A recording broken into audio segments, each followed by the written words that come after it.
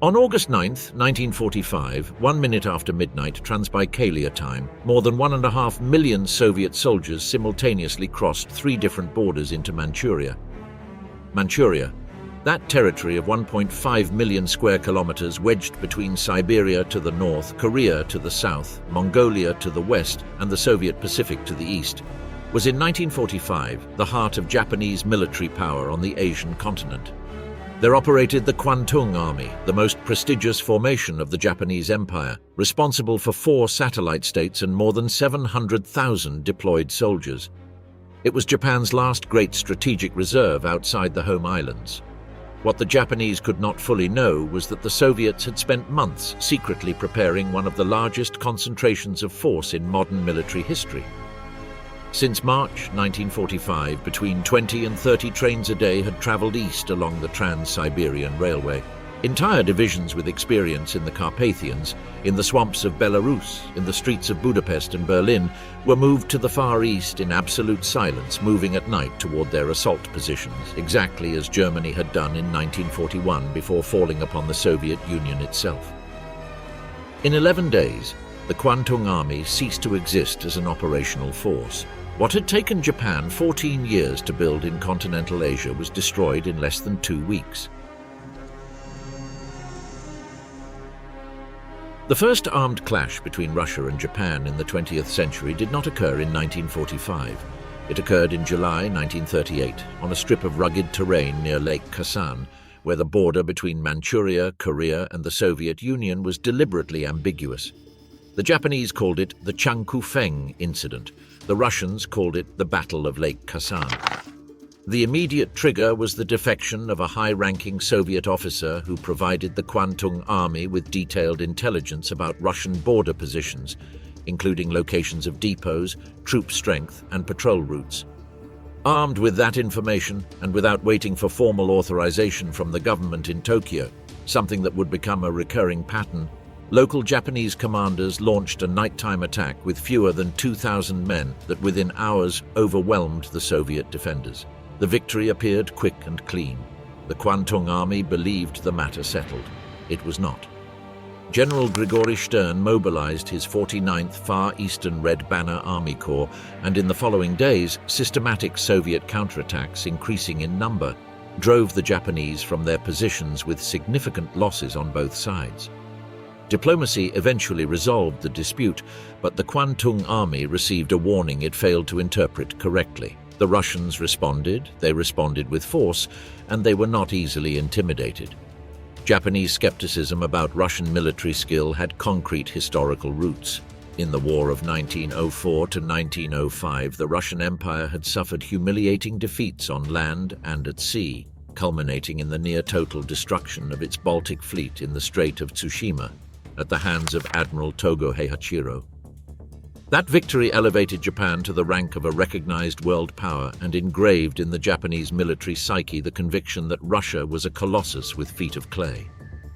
When Stalin's purges of 1937 to 1938 executed tens of thousands of Soviet officers, including Marshal Mikhail Tukhachevsky, the architect of the doctrine of deep operations, analysts in the Kwantung Army interpreted it as confirmation of their prejudice. The Red Army was decapitated, disorganized, and fundamentally inferior.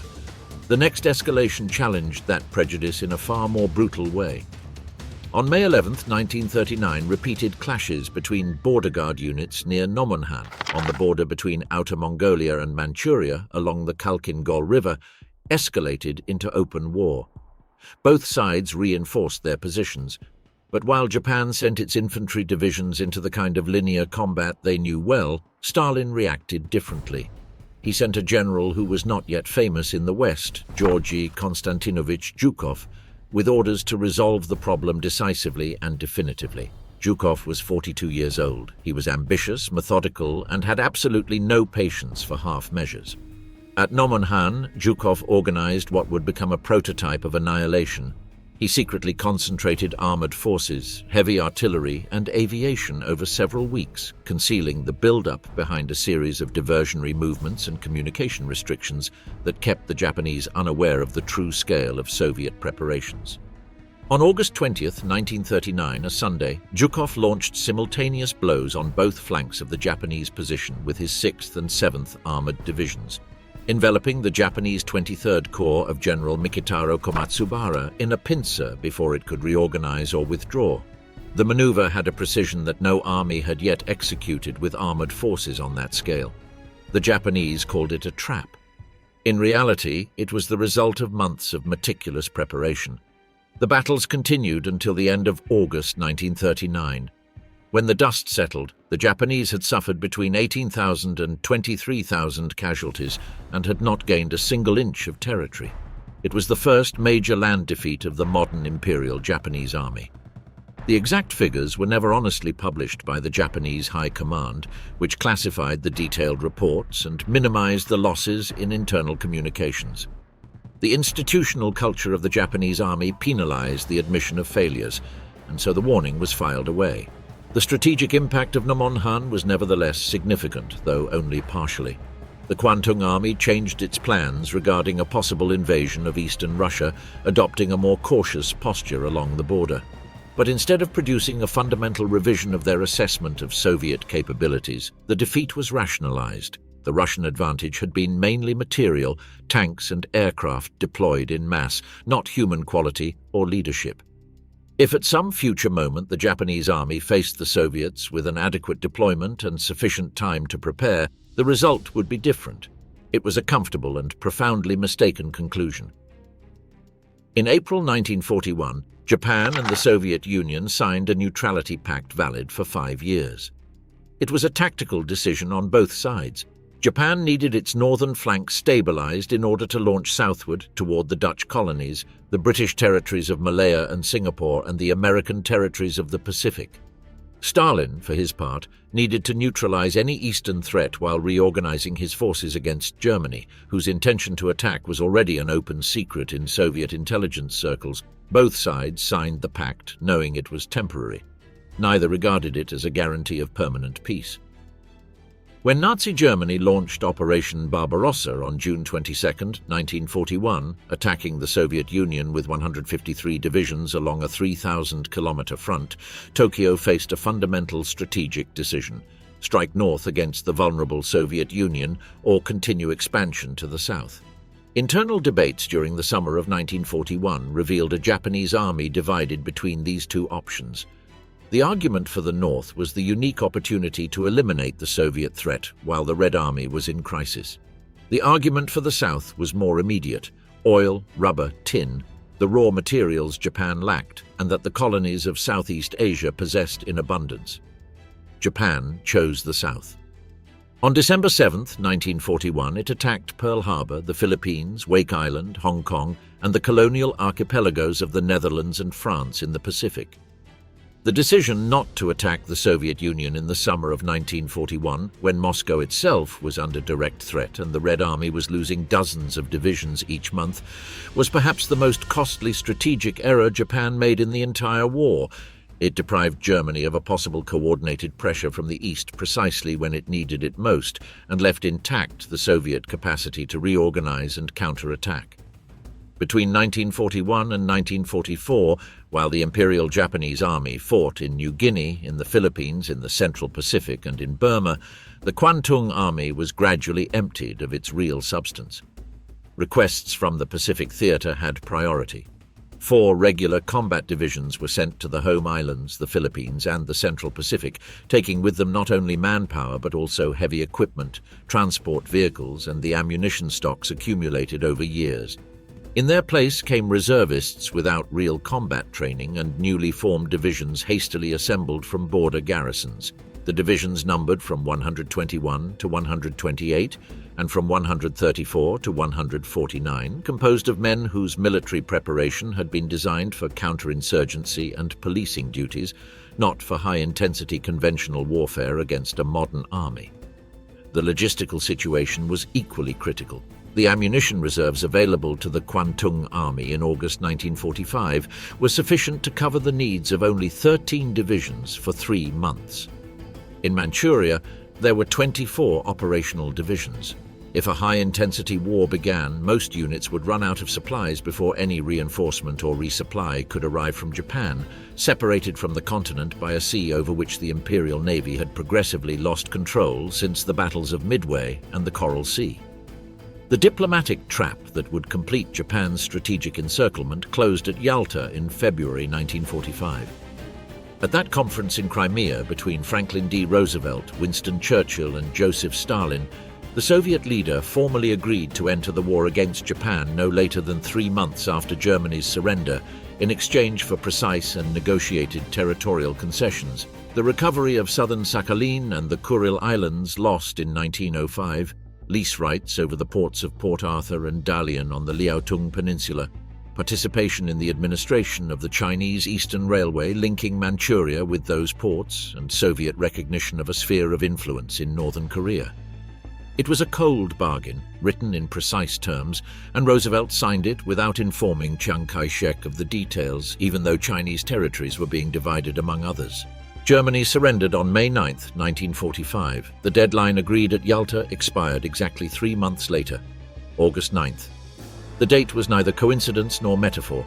It was a contract with a delivery date. What Tokyo never understood during those months was the real scale of what was being prepared on the other side of the border. Japanese intelligence estimates still calculated that a Soviet attack would not be possible before the end of August, because troop movements observed on the Trans-Siberian Railway indicated that the bulk of the forces would reach their positions at the end of that month. What the Japanese ignored was that dozens of divisions had crossed Siberia by road in their own vehicles precisely to avoid overloading the railway line and to avoid appearing in the traffic records that Japanese agents were carefully monitoring. It was the same principle of deception and misdirection that the Soviets had learned from the Germans and were now applying with mastery of their own. From March 1945, while the battles of Berlin, Dresden, and the Oder River consumed the world's attention, something equally massive was happening in silence at the far eastern end of the Eurasian continent. Marshal Alexander Mikhailovich Vasilevsky, 50 years old, had received the greatest mission of his career: to organize and command the largest offensive operation the Soviet Union had ever executed in the Asian theater. Vasilevsky was not an improvised general. A veteran of the Soviet General Staff since 1940, he had been the operational architect of the Battle of Stalingrad, where he coordinated the design of Operation Uranus. He had supervised planning at Kursk. As Stalin's personal representative, he had participated in operations in Belarus and East Prussia. He was, in all practical senses, the brain behind the Soviet victory in Europe. Stalin sent him wherever the most complex problems required the most precise solutions. The Trans-Siberian Railway became the artery of the operation. Between 20 and 30 trains daily moved eastward, carrying men, tanks, artillery, fuel, and ammunition. The units that arrived were not chosen at random. The 5th Infantry Army had experience in marshy terrain on the western fronts. The 39th Army had fought in the Carpathians, indirect preparation for the Great Khingan Mountains they would encounter in Manchuria. The 6th Guards Tank Army, under Colonel General A.G. Kravchenko, was one of the most experienced armored formations in the world, tested in the Ukrainian steppes and in the streets of Budapest. By August 1945, Soviet strength in the Far East had doubled from previous levels, from 40 divisions to 80 with massive support units. The total reached 1,577,225 men, 5,556 tanks and self-propelled guns, 26,137 artillery pieces, and 5,368 aircraft. It was a force that in firepower and mobility surpassed everything the Kwantung Army could oppose. The command structure was simple in scheme, but complex in coordination. Vasilevsky controlled 3 fronts, the Soviet equivalent of army groups. The first was the Transbaikal Front, under Marshal Rodion Yakovlevich Malinovsky, with 640,040 men organized into 30 rifle divisions, 5 cavalry divisions, 2 tank divisions, 10 tank brigades, and 8 mechanized brigades. Malinovsky had commanded fronts in the battles of Odessa, Budapest, and Vienna. He knew maneuver warfare well. The second was the First Far Eastern Front under Marshal Kirill Meretskov, 48 years old, with 586,589 men divided into 31 rifle divisions and multiple tank brigades. Meretskov would attack from the vicinity of Vladivostok westward toward Harbin. The third, the Second Far Eastern Front under General M. A. Purkayev, with 337,096 men, would exert pressure from the north along the Amur and Ussuri rivers. What made this deployment particularly remarkable was its deliberate invisibility. Troops were concentrated in rear areas, outside the visual range of Japanese border guards. The final movements toward assault positions were carried out at night, with communication blackouts and daytime movement restrictions. This was exactly the methodology the Wehrmacht had used in June 1941 before launching Operation Barbarossa against the Soviet Union itself. The Soviets had learned from the blow they had received and were now replicating it with surgical precision. Japanese intelligence services were not blind. Diplomatic couriers using the Trans-Siberian Railway reported massive troop and equipment movements. The unusual withdrawal of Soviet diplomats and their families from Japan was observed. And in April 1945, Moscow formally informed Tokyo that it would not renew the Neutrality Pact, which still had 1 year of validity remaining. However, Japanese analysts estimated that any Soviet offensive could not begin before autumn, when logistical conditions in Siberia would be more favorable. As one historian noted, the Japanese expected the Soviets to adopt a policy of waiting for the persimmon to ripen rather than shaking the tree. The tree had been shaken for months. Only nobody in Tokyo wanted to hear the cracking of the branches. On paper, the Kwantung Army in August 1945 remained a formidable force. Its commander, General Otozo Yamada, headquartered in Xingqing, the capital of the puppet state of Manchukuo today, Changchun commanded a military apparatus that in official documents totaled more than 700,000 soldiers of its own, plus the puppet armies of Manchukuo with 200,000 men organized into 8 poorly equipped divisions and those of Mengjiang with an additional 44,000. In total, including forces in Korea, some sources raise the figure to around 1 million personnel in the theater of operations. The numbers lied. The 1st Area Army, under General Kita Seiichi, covered eastern Manchuria with 222,157 soldiers distributed in the 3rd Army and the 5th Army, each with 3 infantry divisions, plus 4 additional divisions and 1 independent mixed brigade under Seiichi's direct command. The 3rd Area Army under General Ushiroku Jun, responsible for central and western Manchuria, totaled 180,971 men. It included the 30th Army with 4 infantry divisions, 1 independent mixed brigade and 1 tank brigade, and the 44th Army with 3 infantry divisions, 1 independent mixed brigade and another tank brigade, plus 1 additional division and 2 mixed brigades directly under Jun. The 4th Independent Army of Lieutenant General Uemura Mikio covered the north-central region with 95,464 soldiers. The 125th Infantry Division remained in direct reserve of the High Command. Individual Japanese divisions were, on average, larger than their Soviet counterparts, with between 12,000 and 16,000 men versus the Soviet 10,000 to 12,000. But in almost every other dimension of modern combat, the inferiority was crushing. Japanese armor was technologically obsolete even compared to Soviet tanks that had become outdated on the Western Front by 1941. The main Japanese armored vehicles in Manchuria, the Type 94, Type 97 Chiha, and Type 95 Hago, carried 37mm and 47mm guns whose shells would harmlessly bounce off the frontal armor of a Soviet T-34 at distances greater than 200 meters. In tanks and artillery, the Soviets outnumbered the Japanese nearly 5-1 in Manchuria. In the air, the Soviet advantage was 2-1, with the additional factor that much of the Japanese aviation lacked sufficient fuel for sustained operations. The deeper problem was not equipment, but organizational quality and time.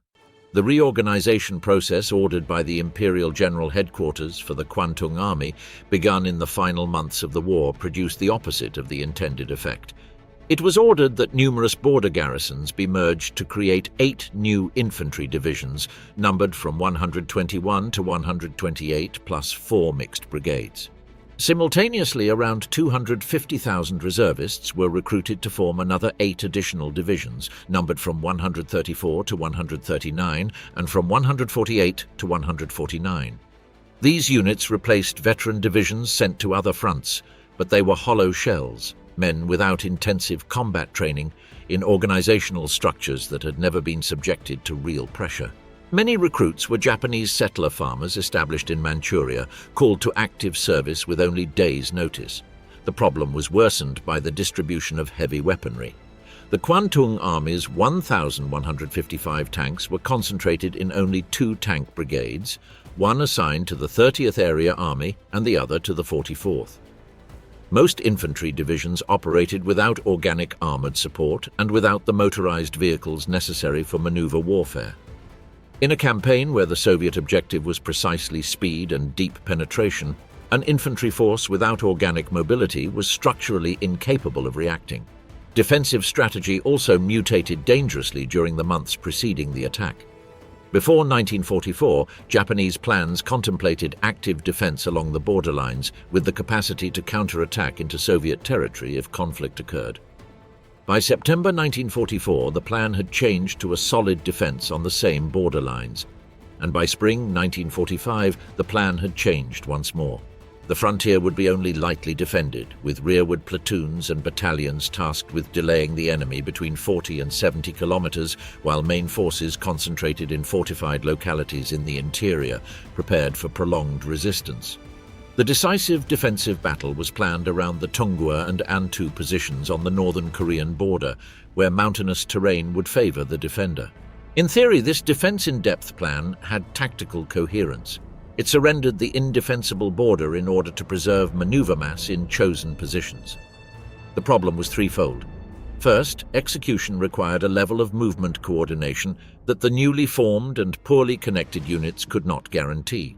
Second, supply depots, barracks, and logistical infrastructure were still positioned for the old frontier defense, not for the new interior positions. Third, and perhaps most important, the redeployment was not complete. The Imperial General Headquarters had expected the reorganization to be finished by September 1945. The Soviet attack arrived in August. In the days preceding August 9th, the Kwantung Army was literally in the middle of the redeployment process when the enemy crossed the border. Some units had abandoned their original positions and had not yet reached the new ones.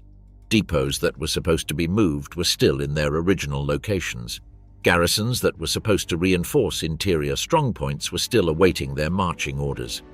It was the worst possible condition to face an attack, neither the solidity of a prepared defense nor the flexibility of a unit ready to move. The border regions were garrisoned by the so-called fortified regions or hotei, complexes of concrete bunkers, trenches, artillery positions and tunnels dug over the previous years. These installations were in principle formidable. 1-meter-thick concrete walls, covered gun ports, underground depots with reserves to withstand weeks of siege. But they had been designed for static positional warfare, not for the mobile warfare the Soviets were bringing. And they had been built assuming that the main attack would come along existing road and railway axes. The Soviets attacked precisely along the axes the Japanese had considered impenetrable for mechanized forces. The state of command in the weeks before was equally disturbing. Kwantung Army commanders were, on the morning of August 9th, participating in planning exercises in command facilities separated from their operational units. General Yamada was in Sinking. Several of his army commanders were in other cities.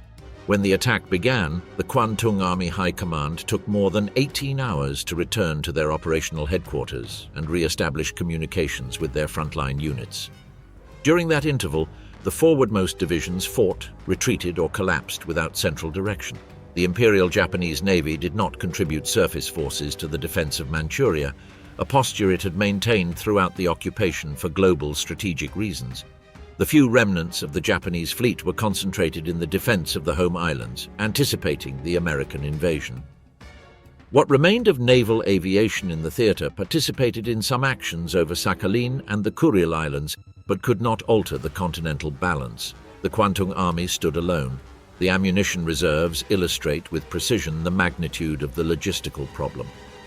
According to Kwantung Army records, Supplies available in August 1945 were sufficient to cover the needs of 13 divisions for 3 months of medium-intensity combat. The army had 24 divisions in Manchuria. In practical terms, this meant that at the moment high-intensity combat began, most units would run out of supplies within weeks, becoming completely dependent on captured enemy material to maintain fire capability. Logistics, not the will to fight, was the defining limitation of the Kwantung Army in August 1945. The night of August 8, 1945, was humid and dark over the steppes of Inner Mongolia. At 1700 Moscow time, Soviet Foreign Minister Vyacheslav Molotov summoned the Japanese ambassador Naotake Sato to the Kremlin and formally delivered the Soviet Union's declaration of war against the Empire of Japan. Sato listened without changing his expression. Outside in the Far East, it was already past midnight on the 9th. The first echelon of the Red Army was already in motion. 1 minute after midnight, the 3 Soviet forces simultaneously crossed their respective borders. On the right flank of the Transbaikal front, the Soviet Mongolian Cavalry Mechanized Corps of General Issa Pliyev advanced with his 25th Mechanized Brigade and the 43rd Separate Tank Brigade leading 2 columns across the desert of Inner Mongolia. The terrain was sand and stone with no paved roads and no navigable rivers. Daytime temperatures exceeded 40 degrees Celsius. Despite this, Pliyev's columns covered 88 kilometers in the first 24 hours without encountering significant resistance. To the east, the 17th Army of Lieutenant General A.I. Danilov, with its 70th and 82nd Tank Battalions at the forefront, also penetrated Inner Mongolia without opposition. Its columns advanced 70 kilometers on the first day. By nightfall, the forward detachments of Kravchenko's 6th Guards Tank Army had already reached the foothills of the Great Khingan Mountains. The Greater Khingan Mountains were, in Japanese calculations, the natural barrier protecting Manchuria from the west. The range rises abruptly from the Mongolian plains with few mountain passes, dirt roads that in August turn into rivers of mud during summer rains, and slopes that no sensible commander would attempt to cross with armored forces in record time. The Japanese had implicitly relied on the assumption that no mechanized force could cross them in less than 10 days. The 6th Guards Tank Army crossed the mountains in 7 hours. The 5th Guards Tank Corps reached the highest point of the range at 2300 on August 10th. In darkness and under rain, the T-34 tanks and support vehicles descended the western slopes, covering 40 kilometers of mountain terrain under conditions that would normally have paralyzed any motorized column. When dawn broke on August 11th, the 6th Guards Army had emerged on the central Manchurian plain. What had been planned to take 5 days had taken 4. On the left flank of the Transbaikal front, General Luchinsky faced more resistance. His 36th Army had to cross the swollen Argun River using DUWK amphibious vehicles supplied under the United States Lend-Lease program. The 119th Japanese Division and the 80th Independent Mixed Brigade defended Halar from the Halar fortified region, a series of bunkers and artillery positions dug into rocky ground. Although the Soviet 205th Tank Brigade managed to secure the bridges north of the city under rain and fog, fighting in Halar would continue for days. On the Eastern Front, Marshal Meretskov launched the First Far Eastern Front from the vicinity of Vladivostok westward. The 1st Red Banner Army of Colonel General A.P. Beloborodov and the 5th Army of Colonel General N.A.M.I. Krylov, together with the 10th Mechanized Corps, attacked the Japanese borderline in areas that the Kwantung Army considered naturally impregnable. The terrain was dense forest, rivers, and hills with a layered network of Japanese fortifications, but the Soviets penetrated anyway, advancing through the weakest points and bypassing the strongest positions rather than confronting them head-on.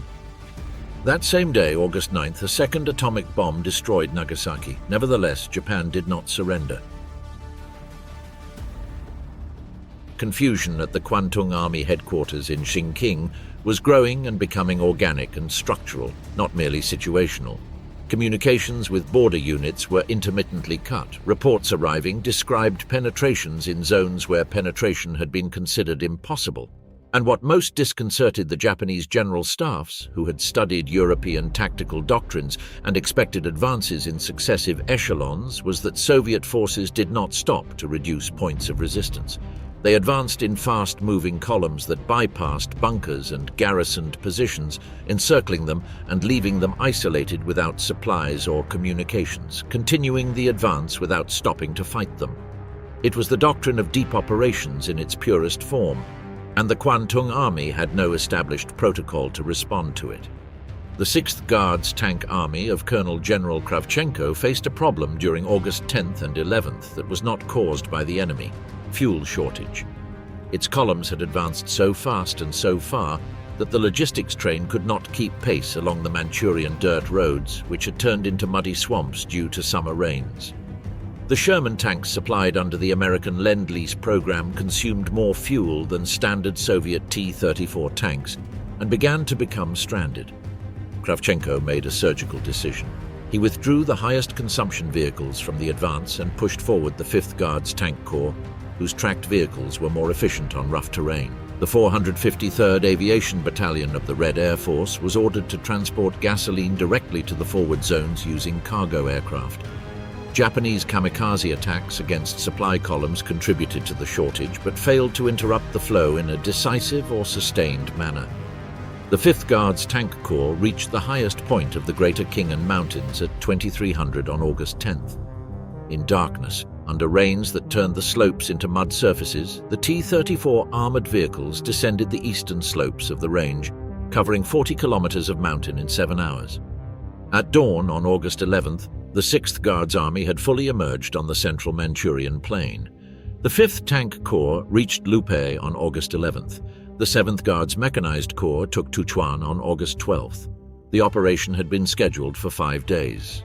It had taken 4. The first serious resistance on the central axis of advance occurred on August 12th, when the 107th Japanese Division organized a defense near Wuchaku. The 107th was one of the most long-established divisions in the Kwantung Army, and its positions were established on high ground with prepared fields of fire. The coordinated Soviet attack first used 152mm heavy artillery to disrupt Japanese command positions and artillery emplacements, then sent tanks through the flanks while infantry attacked the front. The 107th was dispersed with considerable equipment losses. That same August 12th, the Soviet 221st Rifle Division accepted the surrender of General Hulan, commander of the 10th Military District of Manchuria, along with more than 1,000 of his men. It was the first formal surrender of a Japanese general in the campaign. On the left flank of the Transbaikal front, General Luchinsky continued the fighting for Hailar, a city that the Japanese had refused to evacuate despite general defense-in-depth plans. The 81st Independent Mixed Brigade had held the center of the city even after the Soviets surrounded the outskirts on August 10th. The Soviet 205th Tank Brigade had secured the bridges north of the city under rain and fog, and the 94th Rifle Division attacked the perimeter positions. But Japanese defenders in the urban center used each building as a resistance point, mined the access routes, and had sufficient ammunition reserves for prolonged defense. The Soviet command redistributed its forces, withdrawing armored units vulnerable in street combat and sending more infantry. The city would not fall until August 18th, with 3,227 prisoners captured. The Soviet Mongolian Cavalry Mechanized Corps of General Pliev faced an obstacle in the Mongolian desert that no plan had anticipated precisely: the resistance of the inner Mongolian cavalry divisions loyal to the Japanese puppet state of Mengjiang. The 3rd, 5th and 7th Cavalry Divisions of Inner Mongolia were not merely Japanese-controlled puppets.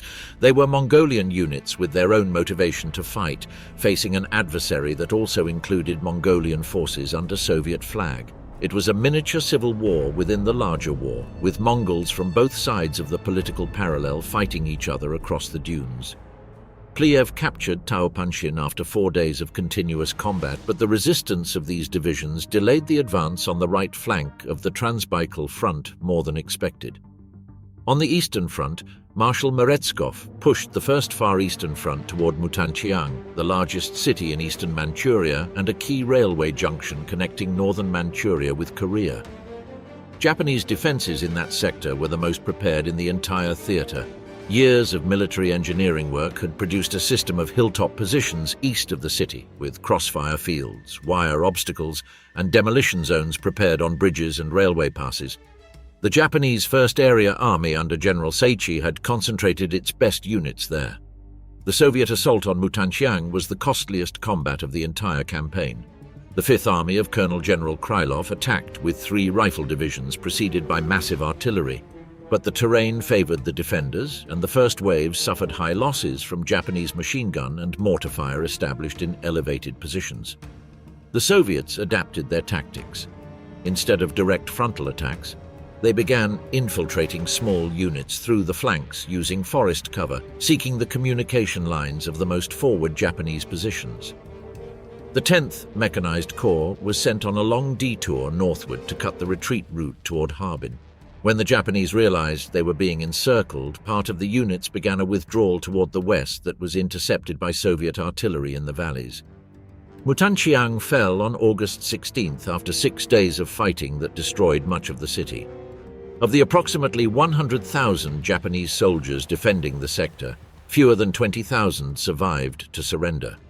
On August 13th and 14th, fighting continued on multiple fronts with undiminished violence. At the Wunuer railway station, the 275th Soviet Rifle Division spent both days eliminating a Japanese defensive position built around the railway facilities, where the defenders had transformed cargo warehouses and maintenance installations into improvised bunkers using industrial materials. The 2nd Rifle Corps continued fighting for Halar against the remnants of the 119th Division. In the north, the 15th Army of the 2nd Far Eastern Front crossed the Amur River at multiple points, using landing ships from the Amur flotilla to transport entire divisions to the southern bank. It was also during these days that the collapse of Japanese command reached its most visible expression. General Ushiroku Jun, commanding the 3rd Area Army and responsible for central and western Manchuria, made a unilateral decision on August 13th that directly contradicted General Yamada's orders. Instead of keeping his forces in the interior positions designated by the defensive plan, he ordered a withdrawal toward Mukden, where most of his soldiers' families lived and where he hoped to establish a final defensive line protected by urban terrain. The tactical justification was weak, and the operational consequence was devastating. The backward movement exposed the flanks of Seiichi's First Area Army to the north and disarticulated coordination between the 2 area armies that were supposed to act complementarily. On August 14th, the Japanese government in Tokyo contacted the Allied powers to request clarification of the surrender terms of the Potsdam Declaration. The same day, Emperor Hirohito ordered his forces to cease fire while negotiations were completed. General Yamada received the order and revoked it. When the vanguards of the First Far Eastern Front reached Harbin in the heart of Manchuria on August 20th, 1945, they found something that no intelligence report had described with precision. On the outskirts of the city, hidden under the appearance of a wooden sawmill industrial complex, there existed a facility that the Japanese officially called the Epidemic Prevention and Water Purification Detachment of the Kwantung Army. The real name used among its own members was Unidad 731. The physician in charge was Lieutenant General Shiro Ishii, appointed program director in 1936. Ishii had convinced the Japanese military high command that biological weapons could be a decisive force multiplier in modern warfare and had obtained the resources to build a research complex that included laboratories, test chambers, prisoner cells, and an industrial crematorium. The complex near the town of Pingfang covered approximately 3 square kilometers and housed more than 3,000 researchers, technicians, and support personnel during its peak years of activity. The experimental subjects were internally recorded as maruta, a Japanese term meaning logs, a deliberate reference to the sawmill cover story that concealed the installation and a premeditated dehumanization of the victims. The vast majority were Chinese civilians and prisoners of war from the Chinese army, but there were also Soviet, Mongolian, Korean citizens and Western prisoners of war, including British and American nationals. Documented experiments included direct inoculation of diseases such as cholera, tuberculosis, typhoid fever, bubonic plague, and botulism, administered to subjects without anesthesia to observe symptom progression. Vivisections were performed on living subjects to study internal bacterial effects before decomposition could alter results. There were freezing experiments in which prisoners were exposed to the Manchurian outdoor cold for hours, with winter temperatures dropping below -30 degrees Celsius, to study extreme cold effects and test thawing treatments. Pressurization, radiation, and chemical agent testing were also recorded. Bodies were incinerated in the complex crematorium. The ashes were buried in adjacent land. Later investigations by the Japanese government and international academics estimate that between 3,000 and 10,000 people died in the facilities of Unit 731 during its operational years. When Soviet troops approached, the Unit 731 personnel hastily destroyed the installations, released or executed the remaining prisoners, and fled. Dr. Ishii escaped to Japan. When captured by United States forces, he was granted prosecutorial immunity in exchange for the scientific data collected during the experiments. He was never tried. Program members captured by the Soviets were prosecuted in the 1949 Khabarovsk trials, where 12 Japanese officers were convicted of biological war crimes. What the Soviets found in Harbin in August 1945 confirmed something that Japanese propaganda machinery had systematically denied: that the empire of the rising sun had built, in the heart of Manchuria, an infrastructure of scientific horror comparable in its cold, methodical nature to what the Germans had constructed in Auschwitz or Ravensbrück. On August 15, 1945, at 1200 Tokyo time, an acetate recording began playing on Japanese national radio broadcasts. It was the first radio transmission of Emperor Hirohito, whose voice most of his subjects had never heard, recorded the previous day at the Imperial Palace after a coup attempt by fanatic officers of the army to prevent surrender had been crushed in the final hours. The language of the message, formulated in classical Japanese that many listeners found difficult to understand, did not use the words surrender or defeat, but announced acceptance of the Potsdam Declaration terms out of necessity to endure the unendurable. In Manchuria, the Soviet attack continued without interruption. Marshal Vasilevsky did not interpret the imperial announcement as the end of operations. He had practical reasons for this stance. He had received no formal military surrender communication through established command channels. Multiple Japanese field units were still fighting, and his strategic objective, the physical occupation of the territories promised at Yalta before any formal armistice could freeze positions, required his forces to be materially present in every key city and port. The orders he issued on August 15th were unambiguous: continue the advance, capture designated objectives, and accept local surrenders only when Japanese forces presented themselves in an orderly manner and laid down their arms. On the same August 15th, Pliev's Cavalry Mechanized Corps encountered fierce resistance at Caribou, where the 3rd, 5th and 7th Inner Mongolian Cavalry Divisions had reorganized after earlier combat and established new defensive positions. Fighting in Caribou lasted 2 days. On August 17th, the Mongolian Collaborationist Command judged the situation unsustainable and laid down arms. 1,635 prisoners of war were captured. Prince Demchugdongrub, nominal leader of the puppet state of Mengjiang, fled into interior China, where he would be captured in 1945 by Kuomintang forces. On August 16th, Soviet paratroopers landed at Mukden Airport, the largest city in Manchuria, as a prelude to the ground advance. The paratroopers had a dual mission: secure airport facilities to allow supply and reinforcement flights and, in an unofficial operational directive, find and capture Puyi, the last emperor of Manchukuo. Puyi, who had been the last son of heaven of China as a child in 1912 before being installed by the Japanese as monarch of Manchukuo in 1934, attempted to flee to Japan from Mukden Airport with a small entourage. Soviet paratroopers found him at the airfield on August 19th. He was detained, briefly interrogated, and sent to the Soviet Union, where he remained under Soviet custody for 5 years before being transferred to Communist China in 1950. On August 18th, events of enormous geopolitical symbolic weight converged. In Haila, the Japanese 80th Independent Mixed Brigade finally laid down arms after 9 days of urban combat.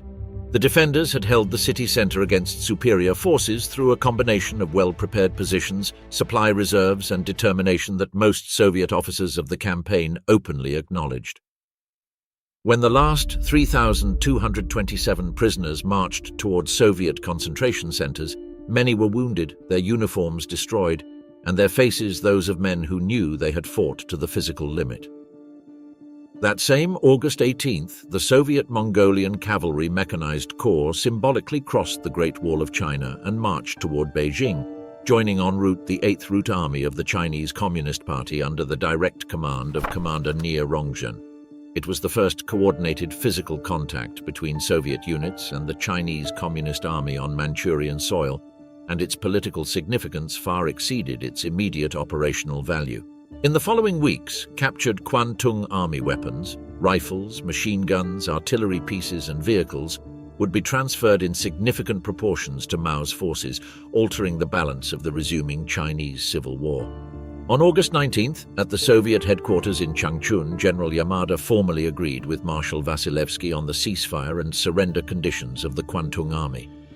The protocol established the cessation of resistance at all Japanese positions, the deposition of weapons at designated points, and the concentration of prisoners in centers established by Soviet command.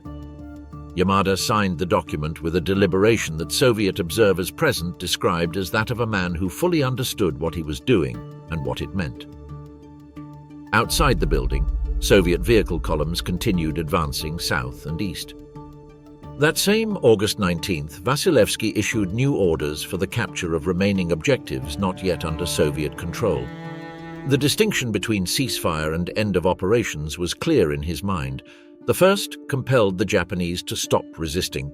The second would not be in force until the formal treaty was signed, which would not occur until September 2nd aboard the USS Missouri in Tokyo Bay. Until that moment, every city, port and island that Soviet forces could physically reach would fall under their control when the final documents were signed. On August 20th, Harbin fell to forward elements of the First Far Eastern Front. The city, founded by Russian engineers of the Trans-Siberian Railway in 1898 and with a significant Russian population until the 1930s, was in many ways more familiar to Soviet soldiers than any other Manchurian city. Japanese troops in the city, including personnel from Unidad 731 who had not been able to completely destroy their installations or escape in time, laid down their weapons in the main squares. Photographs of the surrender show columns of Japanese soldiers with their hands behind their necks, walking between rows of Soviet soldiers, observing them from T-34 tanks parked along the boulevards of what had been Manchuria's financial center. On the outskirts of Harbin, Soviet NKVD research teams began examining the Pingfang facilities of Unidad 731. What they found exceeded the intelligence information previously collected. Laboratory buildings, though partially demolished, contained specialized medical equipment, partially burned archives, prisoner cells, and the industrial crematorium used to incinerate experimental subjects. Pits in adjacent land contained bones. The surviving documents recorded experiments with biological agents, including modified strains of bubonic plague, cholera, typhus, anthrax, and other diseases tested on living human beings. Personnel who had not escaped were interrogated, detained, and eventually prosecuted in the Khabarovsk trials of December 1949. Mukden, the largest Manchurian city, was occupied on August 24th by columns of the Transbaikal Front. In the city's military depots and industrial facilities, Soviet teams immediately began inventorying and dismantling infrastructure that could be transported. Industrial machinery from the Sumitomo Company foundries, railway equipment, electrical installations, military and scientific archives.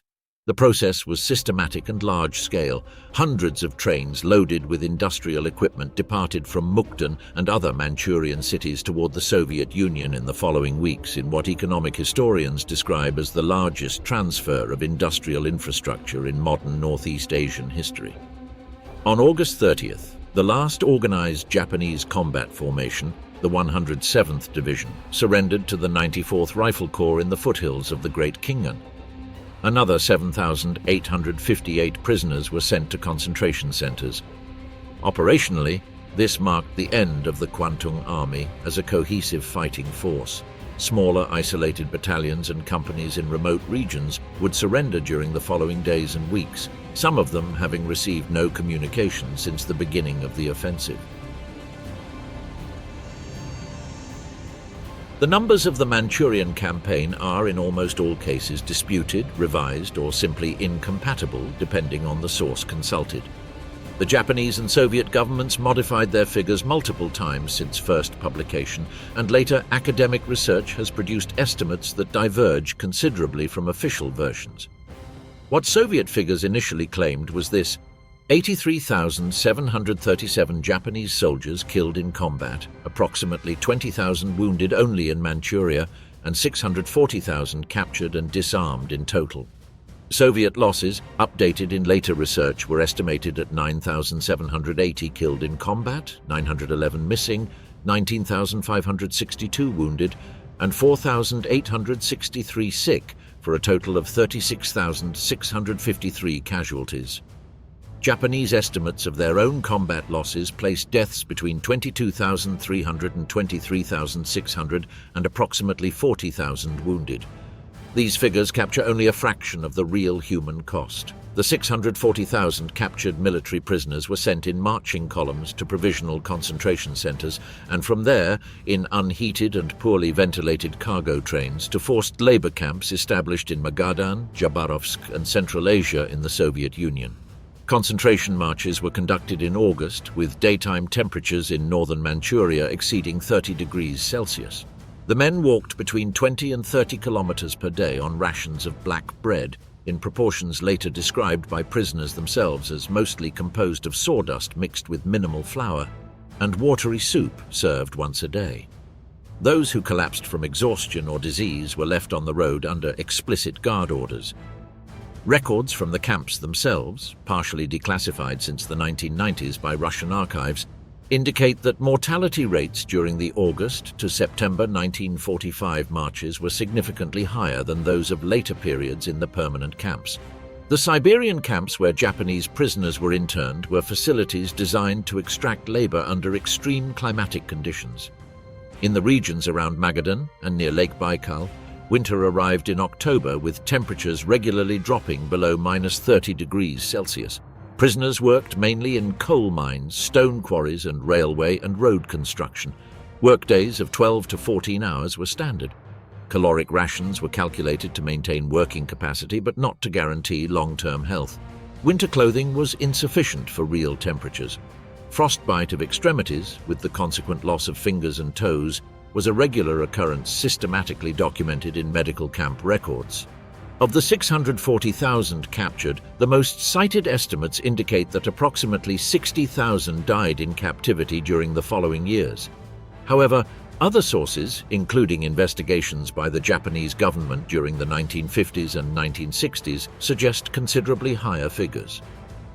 The Japanese government estimates 254,000 deaths of Japanese citizens, military and civilian, in Soviet captivity. The difference between these figures reflects both methodological problems, definition of captivity, time periods considered, and the deliberate opacity that both governments maintained on the issue for decades for diplomatic reasons. The last Japanese prisoners did not return to Japan until 1956, 11 years after the end of the war. Some isolated cases, men accused of war crimes or held for political reasons that the Soviets never clearly explained, remained until the early 1960s. For the men who lived a decade in the Siberian camps, returning to a Japan transformed by American occupation and economic reconstruction was, according to available testimonies, an experience of deep disorientation. Their countries, families, and cities had continued without them. Many found that the Japan to which they returned was a place they did not recognize. Among the Japanese civilian settlers established in Manchuria, farmers, merchants, industrial workers, and their families numbering around 220,000 people, the situation in the weeks and months following the collapse was one of brutality that the Japanese state apparatus in Tokyo took years to formally acknowledge. The imperial government had sent these families to the continent as part of a deliberate colonization policy since the 1930s, presenting Manchuria as a new frontier of opportunity. When the army that supposedly protected them collapsed and military authorities prioritized the evacuation of military personnel, the settlers were completely abandoned. Of those 220,000 settlers, approximately 80,000 died from starvation, suicide, disease, or violence during the chaos following surrender. Japanese women and children were attacked by Soviet soldiers during the advance and by Chinese civilian groups seeking revenge for decades of brutality under Japanese occupation. Settlers attempting to move toward ports in search of ships to Japan crossed regions in a state of total administrative collapse, without access to food, drinking water, or protection.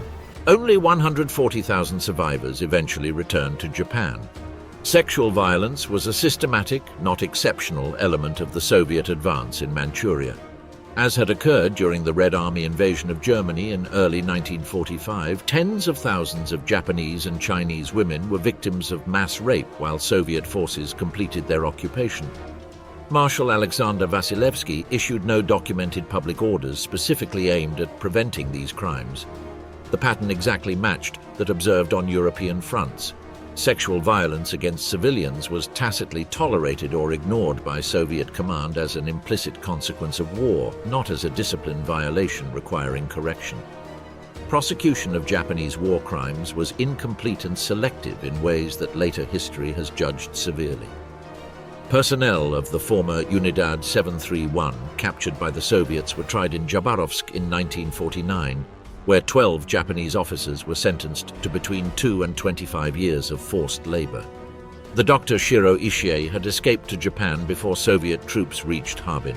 When located and detained by American occupation authorities, General MacArthur and his intelligence advisors decided that the scientific data accumulated by Unit 731, experiments with biological agents on human subjects that no Western laboratory could ethically replicate, had strategic value superior to any judicial process. Ishii received prosecutorial immunity in exchange for full disclosure of program archives. He died in Tokyo in 1959 without ever being tried by any court. The material assets captured added an economic dimension to the cost of Japanese defeat. The Soviets dismantled and transferred to the Soviet Union most of the industrial infrastructure installed in Manchuria during 14 years of Japanese occupation. The Anshan foundries, chemical installations in Mukden, electrical plant equipment in Harbin, railway vehicles and armament factory machinery were loaded onto trains in a systematic methodology. What could not be transported was deliberately destroyed. The implicit objective was to prevent Manchuria from becoming an industrial base competing with the underdeveloped Soviet Far East territories. The value extracted, calculated by economic historians with partial access to Soviet archives, is estimated in amounts equivalent to hundreds of millions of 1945 US dollars, representing a transfer of wealth that delayed regional industrial reconstruction for years. For the 2,726,000 Japanese citizens, two-thirds of them civilians, who fell under Soviet control during the campaign and its immediate consequences, fate depended on variables they often could not control. The Soviet unit that captured them, the local commander who processed them, and the route taken by their prisoner column. Some were treated according to the laws of war that the Soviet Union had signed but did not always respect. Others were victims of arbitrary reprisals. The total figures of dead and missing, despite uncertainties from conflicting sources, constitute the highest human cost of the campaign, greater than the combat casualties of both sides combined, greater than equipment losses, greater than any other measurable dimension of the conflict. Operation August Storm was not only a war between the Soviet Union and the Empire of Japan, it was also, in multiple simultaneous dimensions, a war over the political future of Northeast Asia, with actors who had their own agendas, loyalties, and territorial objectives. The People's Republic of Mongolia, governed since 1924 by Khorloogiin Choibalsan with Soviet orientation, contributed to the effort with the Mongolian People's Army Cavalry Group, approximately 16,000 men. For the Mongols, the campaign had a particular historical dimension, regaining control over the Inner Mongolia regions that Japan had organized under the puppet state of Mengjiang since 1936, under the leadership of Mongol Prince Demchugdongrub. Mengjiang was a Japanese artificial creation, but it was not without support among certain sectors of the Mongolian nobility who saw collaboration with Japan as an opportunity to resist pressure from both China and the Soviet Union. The three inner Mongolian cavalry divisions that fought against Soviet Mongolian forces at Caribou were not simply Japanese puppets, they were Mongols who had bet on the wrong side of a political division that ran through their own people. The treatment of inner Mongolian prisoners captured in the August fighting was markedly different from that given to the Japanese. Many were released relatively quickly and integrated into the new political structure that the Soviet Union was building in Central Asia. The border between the People's Republic of Mongolia, consolidated under Soviet tutelage, and China would become one of the key elements of the new regional order emerging from the campaign. The Korean dimension was equally decisive and equally long-lasting in consequence. On August 14th, Soviet units launched amphibious operations against the northern coast of Korea, occupied by Japan since 1910. The Soviet 25th Army under Colonel General Ivan Chistyakov advanced rapidly southward across the peninsula. When Japanese surrender became effective, Soviet forces were well south of the 38th parallel. It was the United States that proposed stopping the Soviet advance at that parallel as a provisional line of demarcation between Japanese surrender zones and subsequent administration by the two major powers. The proposal was accepted by Joseph Stalin on August 16th. That provisional line, the 38th parallel, would 3 years later become the border between two states with incompatible political systems, and 5 years later, the starting line of a new war that would cost nearly 4 million lives. In northern Korea, the Soviet 25th Army installed military administrations and began organizing the political structures that would eventually form the nucleus of the government of Kim Il-sung. In the south, American forces landed in September 1945. The architecture of the Korean conflict, which would erupt in June 1950, was largely traced by the military movements of August 1945. In southern Sakhalin and the Kuril Islands, Soviet operations also advanced. The South Sakhalin operation, begun on August 11, 1945, consisted of a combined land advance and amphibious landings to recover territories that Russia had ceded to Japan after the 1905 war. Fighting in the Kuril Islands, especially on Shumshu Island, resulted in significant losses on both sides. On September 1st, the last Japanese units in the Kurils laid down arms. The 600,000 Japanese who lived in South Sakhalin and the Kurils were deported to Japan between 1946 and 1949. Russia administers these territories to this day, and a formal peace treaty between Russia and Japan has never been signed. On September 2, 1945, aboard the battleship USS Missouri anchored in Tokyo Bay, Japanese Foreign Minister Mamoru Shigemitsu and General Yoshijiro Umezu signed the formal instrument of surrender of the Empire of Japan before General Douglas MacArthur and representatives of the Allied powers. Marshal Alexander Vasilevsky represented the Soviet Union at the ceremony. The Second World War officially ended 24 days after the beginning of Operation August Storm. A few weeks before that ceremony in Tokyo, when reports from the Kwantung Army began describing Soviet penetrations along multiple simultaneous axes and a situation that Japanese generals themselves described as dark, internal objections to unconditional surrender lost strength dramatically. It was not the first atomic bomb over Hiroshima on August 6th, nor the second over Nagasaki on August 9th. That alone broke the will of the most recalcitrant sector of the Japanese command. It was the combination of both with the simultaneous collapse of the empire's last great continental reserve. Historians have debated for decades the question of what truly led Japan to surrender, the atomic bombs or Soviet entry into the war. Documentary evidence suggests that both factors were necessary. The Japanese Supreme War Council, divided between those who wanted conditions and those who demanded continued fighting, reached consensus only when the combination of nuclear destruction and Soviet invasion eliminated any realistic possibility of negotiating from a position of strength. Soviet entry closed the last viable diplomatic channel Japan was exploring, using the Soviet Union as an intermediary for conditional surrender. The operational outcome of the campaign was categorical. The Kwantung Army, with more than 700,000 soldiers in Manchuria, its satellite armies and its command structures built over 14 years, ceased to exist as a coherent force in less than 2 weeks. 640,000 men were captured. Tens of thousands more died or were scattered. The puppet states of Manchukuo and Menjiang disintegrated. The last emperor of Manchukuo, Puyi, the same man who had been the last emperor of Imperial China as a child in 1912 before being installed by the Japanese as monarch of Manchukuo in 1934, was captured at Mukden Airport on August 19th while attempting to flee to Japan and was handed to the Soviets, who held him for 5 years before transferring him to Communist China. For the Soviet Union, the campaign produced the territorial gains promised at Yalta and more. Temporary control of Manchuria and its industrial installations, whose systematic dismantling and transfer to Soviet territory began immediately. The industrial systems installed in Manchuria by the Japanese during 14 years of occupation, foundries, chemical plants, electrical facilities, railway equipment, were loaded onto trains and sent westward. The estimated value of the transfer, according to economic historians who have studied Soviet records, amounted to hundreds of millions of 1945 dollars. For China, the campaign had consequences that would transform the continent.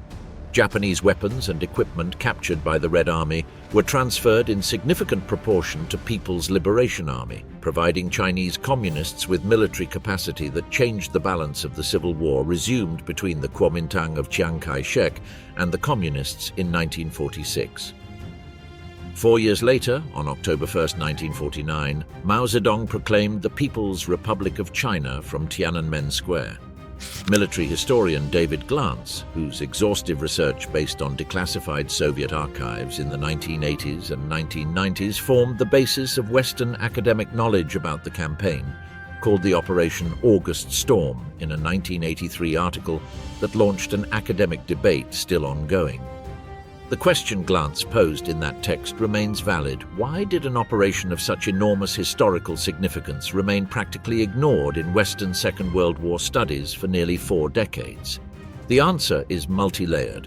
American primacy in the Pacific theater, the dramatic dimension of the atomic bombs, the immediate transition to the Cold War that turned the Soviet Union from ally into adversary, and the relative opacity of Soviet archives for decades all contributed to marginalizing the campaign in the standard narrative.